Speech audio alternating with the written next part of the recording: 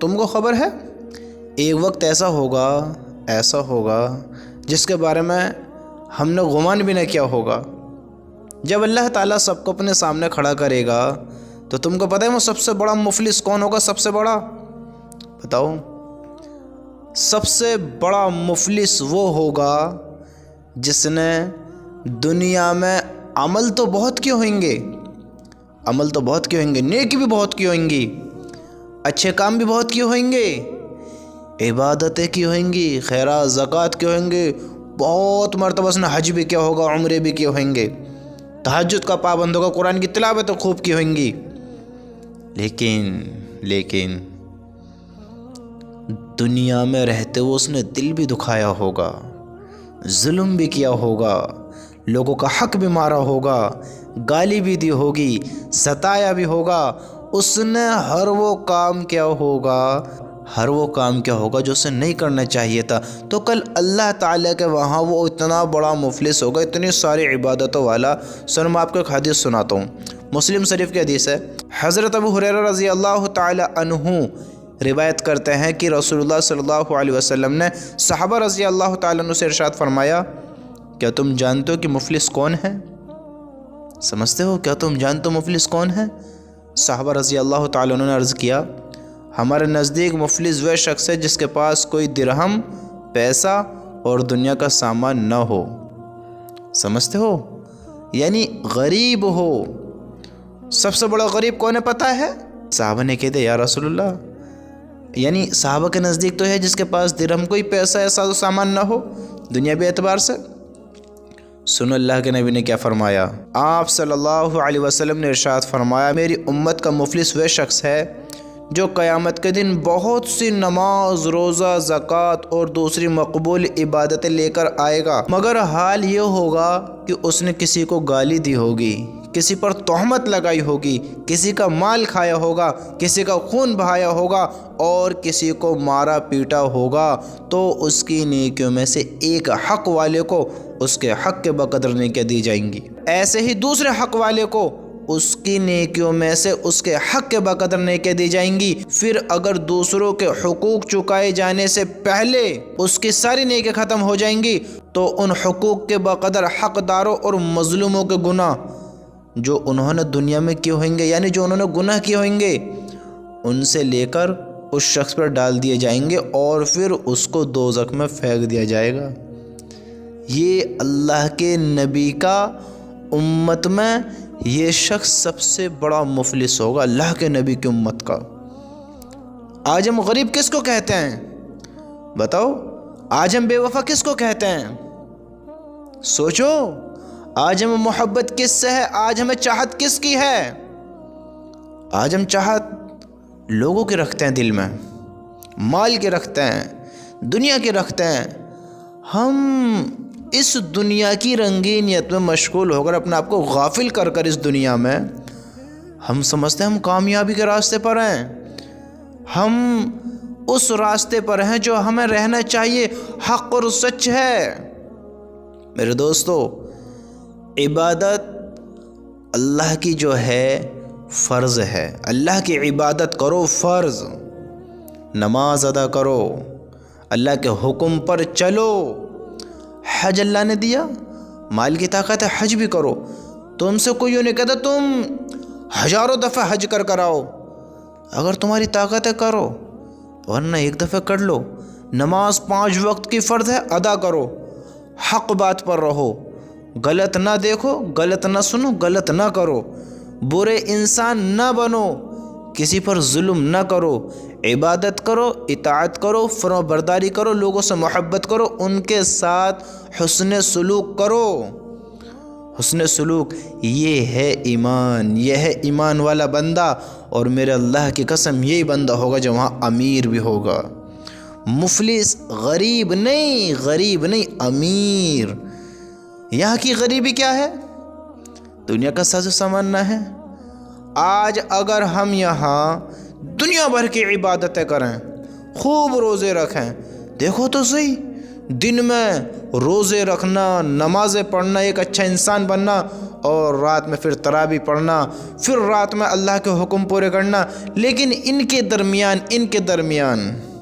درمیان اس کو گالی دینا، اس پر ظلم کرنا، اس کا مال چھیننا، اس پہ ہاتھ اٹھانا، اس کا دل دکھانا، اس کے ساتھ غلط کرنا، اس کے ساتھ غلط برتاؤ رکھنا، ہاں اس کے دل میں اپنی محبت نہ رکھنا، ایک کڑواہٹ بنا دینا اس کے دل میں، تو یہ ہماری جو بد اخلاقی ہے، یہ بد کردار جو ہے، یہ لوگوں پر ظلم جو ہے، لوگوں کو دلوں کا دکھانا جو ہے، یہ حرام کا مال کھانا جو ہے، یہ ہماری حیثیت کو اتنی نیچے پہنچا دے گا، یہ ہمارے بڑے بڑے عمل، یہ اللہ کے نبی صلی اللہ علیہ وسلم نے ارشاد فرمائے، بڑے بڑے عمل سب ہمارے ضائع ہو جائیں گے، سب دھرے رہ جائیں گے کہ اس کو گالی دی، دیو اب اس کا حساب۔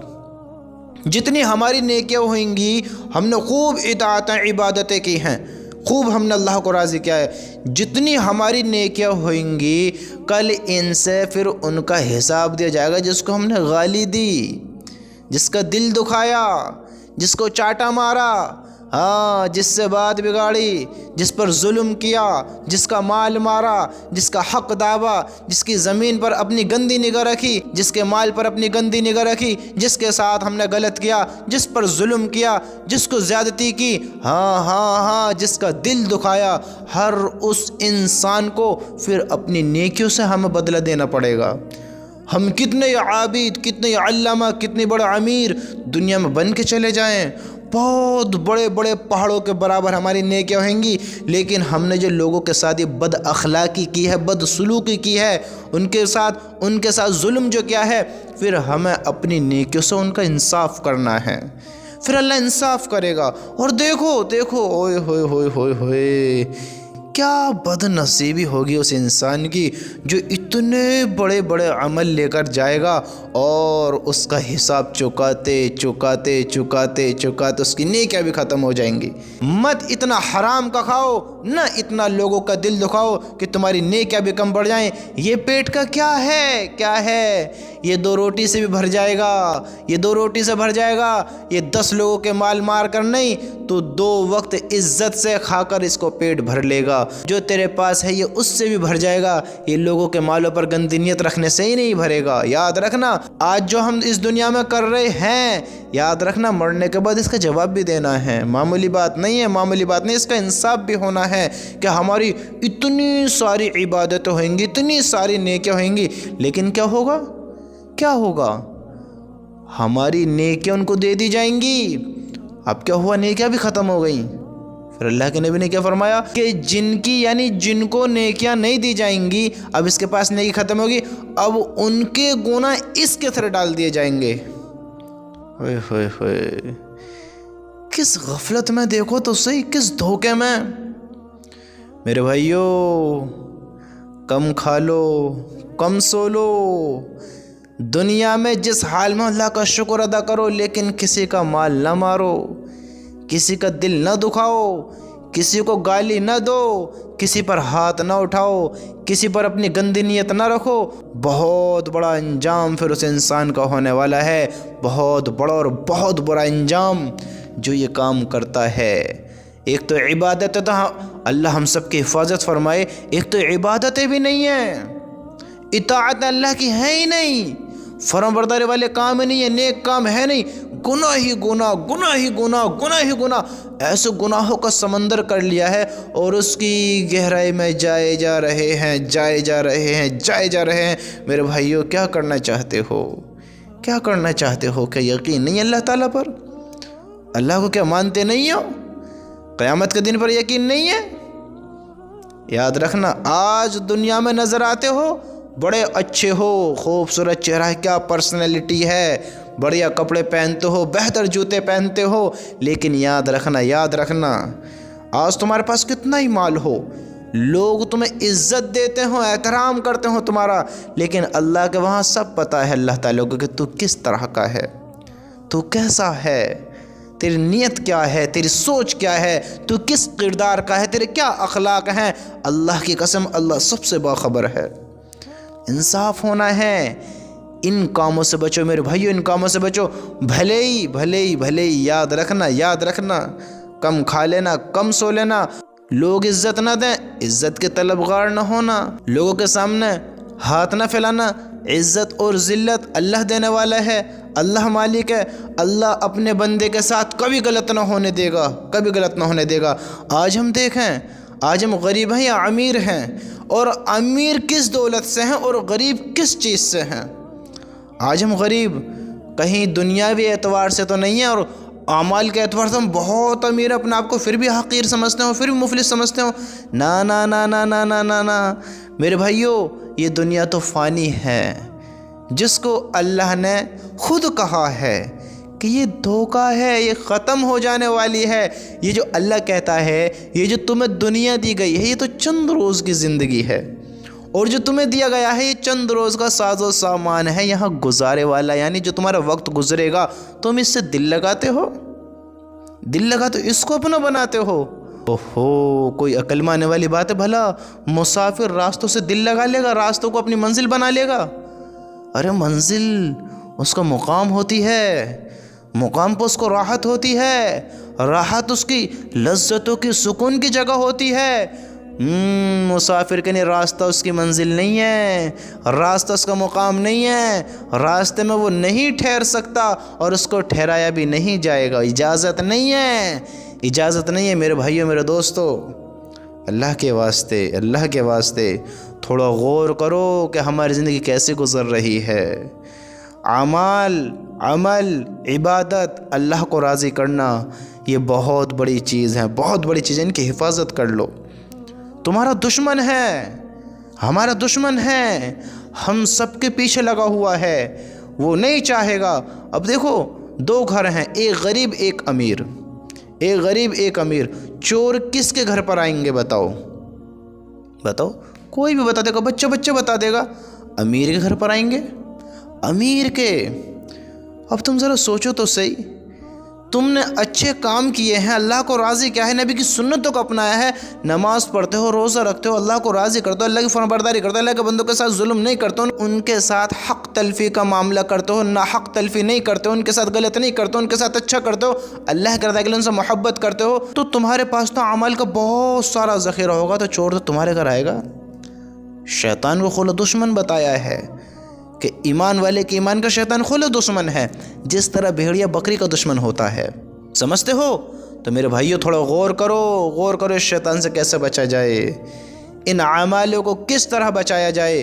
اللہ کے نبی صلی اللہ علیہ وسلم نے اس انسان کو مفلس بتایا، اسے نہیں کہا ہے کہ وہ ہوگا، لیکن اللہ کے نبی نے اس کو بتایا ہے ہمیں ایسا نہیں بننا ہے۔ اور اللہ کا شکر ہے، دیکھو ہم تو دنیا میں بھی اچھے ہیں، اور انشاءاللہ کل قیامت کے دن بھی اچھے ہوں گے۔ کسی پر گندی نگاہ نہ رکھو۔ سنو ایک بار، اور اللہ کے نبی نے کس طرح کیا ارشاد فرمایا کہ ہمارا ایمان تازہ ہو، اور یہ غور کریں کہ ہم اس میں سے کیا کر رہے ہیں اور کیا نہیں کر رہے ہیں۔ دنیا کہیں ہمارے دل میں تو نہیں ہے، دنیا سے تو ہمیں محبت نہیں ہے، اللہ سے یہ دنیا کی طرف ہے۔ تھوڑا ہم اس بات کے بارے میں بھی سوچیں، اور اس آخرت کے لیے ہم نے کیا اکٹھا کیا ہے اس بارے میں بھی سوچیں۔ ہمارا عمل کیا ہے، ہمارا ذکر کیسا ہے، ہماری عبادتیں، اطاعتیں کیسی ہیں، ہم اللہ کو راضی کر رہے ہیں یا نہیں کر رہے ہیں، ہم اللہ کا ہی کھا رہے ہیں، شکر ادا کر رہے ہیں نہیں کر رہے ہیں، ہمارے کانوں میں آواز آتی ہے، ہم اللہ کے حکم پورے کرنے کے لیے چل رہے ہیں یا نہیں چل رہے ہیں۔ تھوڑا غور کرو اس بات کے بارے میں۔ اپنا آپ کو دنیا میں غریب ہی سمجھ کر، حقیر سمجھ کے نہ مر جانا، نہ وہ انسان غریب نہیں ہے۔